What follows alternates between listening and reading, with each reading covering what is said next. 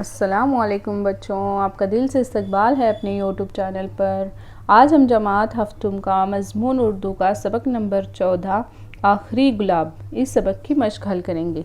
देखो, सबक में मश्क हल करने से पहले हमें किताब में देखकर अल्फाज की मानी लिखने चाहिए यहाँ पे।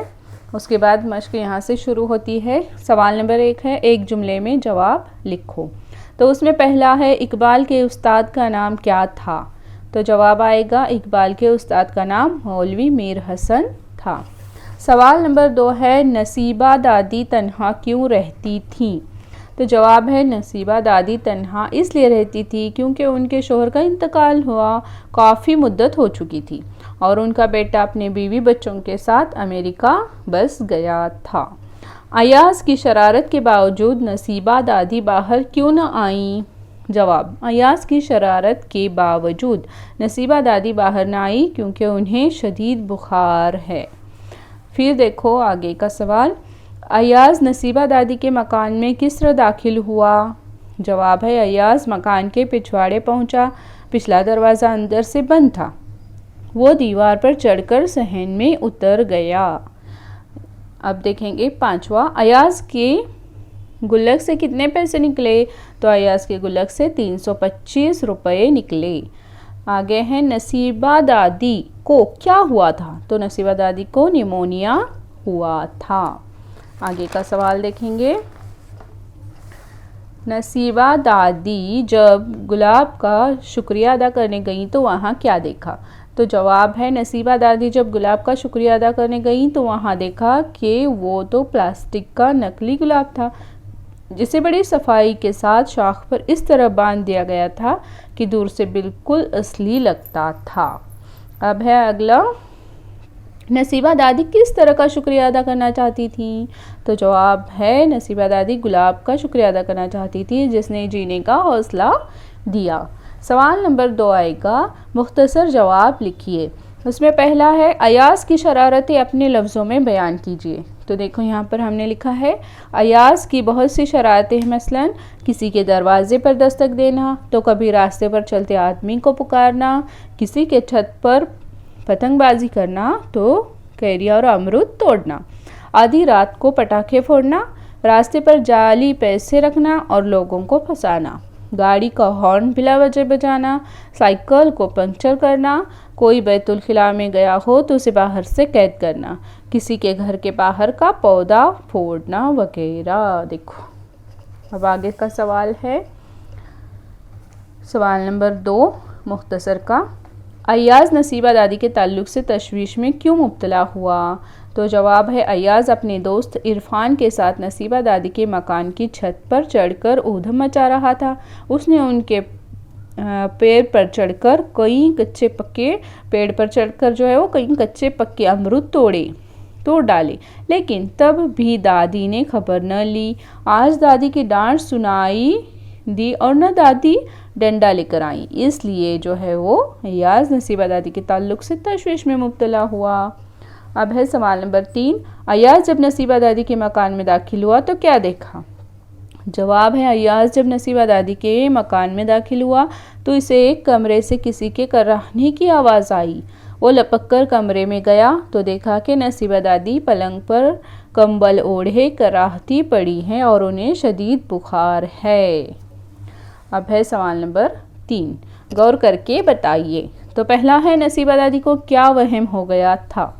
जवाब है, नसीबा दादी को ये वहम हो गया था कि आंगन के गुलाब के पौधों पर खिले हुए सुर्ख गुलाब के फूल इस मौसम के आखिरी गुलाब हैं।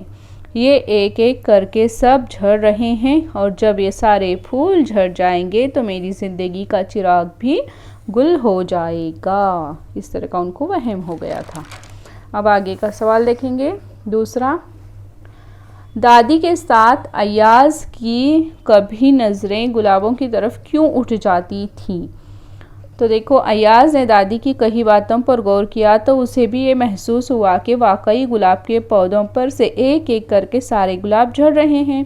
उसके दिल में यह डर बैठ गया कि वाकई दादी का वहम दुरुस्त साबित न हो जाए, इसलिए दादी के साथ अयाज की भी नज़रें गुलाबों की तरफ उठ जाती थीं। अब है 3, अय्याज ने प्लास्टिक का गुलाब क्यों लगाया? जवाब, अय्याज ने प्लास्टिक का गुलाब, नकली गुलाब इसलिए लगाया कि क्योंकि वो दादी के वहम को दूर करके उनके अंदर जीने की उमंग पैदा करना चाहता था।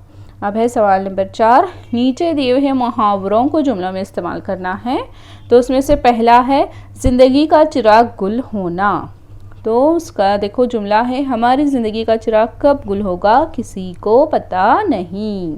दूसरा है लुकमा देना, दो बड़े लोगों के बीच में लुकमा नहीं देना चाहिए। फिर है दिलजोई करना, फौजिया ने नए कंप्यूटर के लिए अब्बा की दिलजोई की। अब अगला देखेंगे, दिल भर आना। देखो, दिल भर आना, इंडिया की क्रिकेट मैच में हार से मेरा दिल भर आया। उमंग जागना, डॉक्टर कलाम की किताबें पढ़कर मुझसे उमंग जाग उठी। अब है 5वां, सबक की मदद से सामने कहने वाले का नाम लिखिए। तुम यहाँ ठहरो, मैं अभी मालूम करके आता हूँ। किसने कहा ये? अय्याज ने। दादी के रटने से डंडे से बचना। किसने कहा? इरफान ने। हाँ बेटा, कल से शदीद बुखार है। ये किसने कहा? नसीबा दादी ने। दादी को निमोनिया हो गया है, ये डॉक्टर ने कहा। अब देखेंगे सवाल नंबर 7। देखो यहाँ पर, ज़ेल में दिए हुए लफ्ज़ों के हुरूफ की तरतीब उलट पलट करके सामने दिए हुए लफ्ज़ों के हम मानी बनाइए। तार, उससे क्या बनेगा? रात यानी शब। तारीक, कतार यानी लाइन, एक लाइन जो होती है कतार। लीमू, मोली सलाद के तौर पर इस्तेमाल होता है। मातम, तमाम मुकम्मल, पूरा। कौन, नोक यानी सिरा।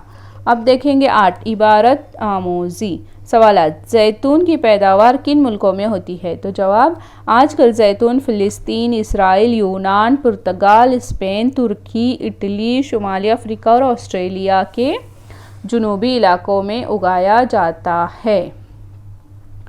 अब है, पकने के दौरान जैतून का रंग कैसा होता जाता है? तो जवाब है, पकने के दौरान जैतून का रंग जामुनी और सियाह होता जाता है। जैतून का इस्तेमाल जिस्म के किन निज़ामों में बाकायदगी पैदा करता था? देखो, या करता है। तो जवाब है, जैतून का इस्तेमाल जिस्म के निज़ाम हाजमा, दौरान खून और मदाफ़ती निज़ाम में बाकायदगी पैदा करता है।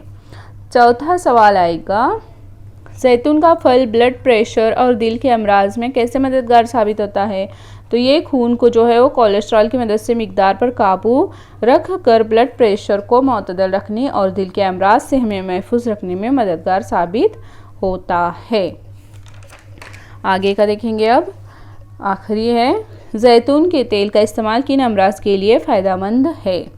तो जैतून का तेल हमें देखो, जैतून का तेल जो है वो दर्द, कब्ज़, जिल्द की खुश्की दूर करता है, मैदे ज़ख्मों को ठीक करता है।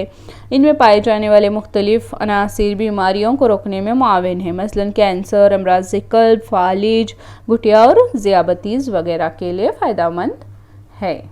इस तरीके से आज ये मश्क हमने मुकम्मल की। वीडियो अगर आपको अच्छा लगे तो वीडियो को लाइक करें, ज़्यादा से ज़्यादा अपने फ्रेंड्स के साथ शेयर करें और चैनल को सब्सक्राइब करना बिल्कुल भी ना भूलें। अल्लाह हाफिज़।